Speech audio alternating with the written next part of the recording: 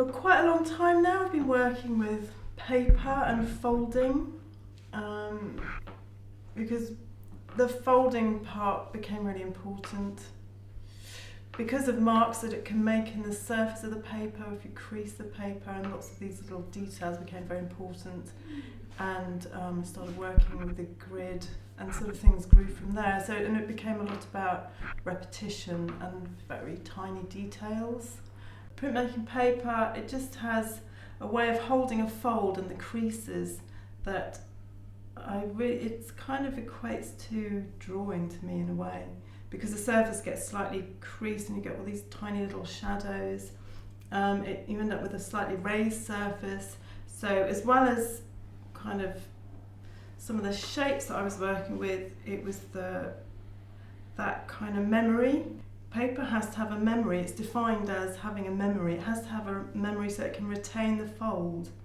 And I just loved that idea of paper having a memory. And so all the sort of wrinkles and creases that end up in that paper became really significant. It's always about multiples, or has been anyway. That's beginning to change now, but there's always the multiple, and then it's about repeating something. And what happens when you have a collection of multiples. The working with a grid is quite, I think that's something we really have in common. My sort of starting point, where my practice really started to sort of take shape, was working with perspective and sort of spatial representation. So, and that also includes the grid. So I suppose the way that I use the grid is often as a way of defining a relationship with the surface. So, and as time has gone by, my work's become more and more spatially kind of spatial representation has just sort of just become more and more important. So, but I also work with systems in the same way that Demeter does, and that you have a rule and you have repetition, and as time goes by, sometimes like small errors start to appear, and then you might go along with the error, and that'll sort of just start to change how the drawing takes shape. So I think what you were saying about the way you fold, having to get to grips with the way the paper folds, and then the work kind of comes out of that. I think for me it's mark making, so it's the repetition of marks and making marks, and then it starts to emerge, and then just sort of work along with what comes out in sort of lots of layers. I suppose, well, about a year ago we sort of started this whole thing off, and what we had in common was how we use rules or strategies, propositions. I don't really like the word rule, but we can't really find one that works better than that. But they're the type of thing that comes out of working when you work with process, and that, as Ilse said, the repetition of something, and how you kind of give yourself, well, every time this one thing happens, I will do another thing, and then keep repeating that, and then it becomes about patterns as well. Yeah. I think patterns of behaviour, patterns of what occurs when you're working, and then what patterns that seem to be in the finished work, and there'll be patterns there that I haven't consciously had in mind. But anyway, so all this stuff we'd been discussing, and we came up with this sort of project. The thing about the rules is that although that we've got our rules and we work with them, is that how artists work with rules, and it's a very playful way of working with rules, in that if the rule starts becoming a problem, or if it stops us being able to work, then we just change the rule. But something that I keep finding every time I try and work out what it is I do, if I have to try and explain how I make work, it's always like when things start to go a little bit wrong, or when I'm really interested in the ambiguities that come out you know, over time when you're working on a piece, and then I'll sort of play with them, because this kind of spatial ambiguity, and I think those are the bits that go when wrong. things get when things start coming undone a bit, Yeah. really, and they start. That's the most interesting bit. Yeah. And they're vital. You know, when things. If I start out on something, I don't know how you are, Ilse, but I might start out on something. I've got an idea of what it is I want to do, and then there'll be a lapse in my concentration or something, and something will be not really what I was intending. But that's the good bit. That's the bit I need for it to start to make any sense, so that it isn't. That idea of repetition becomes freeing. It leads to other things, and if there weren't those slight shifts or where things aren't quite how I wanted them, it's good because it means I can't have that control, and I think that's really important, because the day that I have total control would be the end. That's your kind of creative space, isn't it? Where you kind of when you have to make those decisions and you have to deal with whatever's going on there, the sort of opportunities that present themselves as you're working, I think. We each put in, how many? 20 each. Is it 20? I Yeah. can't remember. It's quite And a lot. It's quite separately, we difficult. made them up separately and printed them off, folded them up, and then we worked on the same rules. So we draw one out at a time, and then we have to work to it. I don't know where this is going to go, and what there will be to show at the end, because I have considered the possibility there might not be very much. Yeah.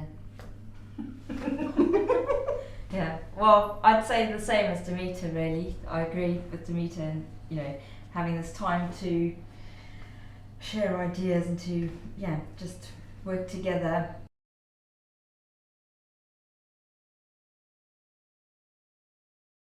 There's been some sort of really good productive times, and other times where maybe it's the conversation that we have between us that becomes important. And over the 2-week period, I guess we have actually really only worked for 1 week of that, just because of the rest of life kind of happens and gets in the way. We did have a few days in the studio where we worked together, and that was great for being able to discuss how we're feeling about things, but equally there have been times when Ilse has not been here, and I've been here on my own, but she's kind of seemed to have been thinking the same thing as me, so I've got a text that will sort of fit with how I've been feeling, so that's been quite interesting as well. So it's been really good to clarify what the project kind of really is about and how we can take it forward. One of the last rule that we worked to was divide into 8. So that was more of an instructional rule, and those instructional rules tend to be suit what we're doing a bit better. When it comes to more conceptual rules or propositions, whatever you want to call it, that can be more problematic. Because something that I noticed was that the rules that we've written are external to what we do, whereas when we work individually on our own work outside of this project, the rules evolve out of the work for me, and I know Ilse works slightly differently to that, but they kind of come from the process of making. Before we started this 2-week project, we'd already sort of been working. We'd had 2 rules already so far, and I'd found that they really freed me up in terms of some of the thinking I was doing with regards to my work, and there were elements in my work that I felt I maybe was holding on to, I was using them as a bit of a crutch, and having the first 2 rules that we had helped me just to move away from that and actually open my work up, and the work I've produced wouldn't be the way it is if I hadn't been working to those rules. So I have found the rules do give freedom. it's that sense of no matter how well things might be going for you in your work, it's actually good to try and turn things on their head or do things that you would never normally do in your work, just because then it can throw up something really fantastic that you'd never really considered before. And so for me, it's been a really good thing to do. I've really benefited. It's been really interesting, and I think it's good that it's not, it's sort of panned out in an unpredictable way. One of the things that we've realised is that these couple of weeks have been more about a critique of the rules. So we spent a lot of time talking to each other about why it's not fitting to use a rule, or I think it's helped us to understand as well. It's kind of given us both, it's just reaffirmed things about our practice. We decided that as a starting point we would work from each other's work and taking ideas, lifting something out and applying it to our own work. And that just really, both of us, we really tried, and then we almost the same time texted each other and said, hang on a minute, this is just not working. Because I've thought about it, and really I think it's because the work that that we brought in is complete, and it's kind of reached that point of completion by having these layered up systems and the little faults and the foibles, the things that happen via the process as the work goes along. And that's what really makes it a piece of artwork, I suppose. So to try and then take something which is already complete and concluded in its own way for whatever reason, to lift something out of it and try and make something else with it, just feels kind of like defiling the work or it's not undermining what's actually happened there, the route, because I think the journey, the way of getting there is what's really important with both of us. It's going to be a sense of do some more. I think it's been a really good experience, and I think it's also given us the opportunity to maybe to help us to focus the rules that we're going to use. So I think to get some kind of more something a bit more instructional, to make the rules more instructional, and to maybe get that from an outside source would be brilliant, really helpful.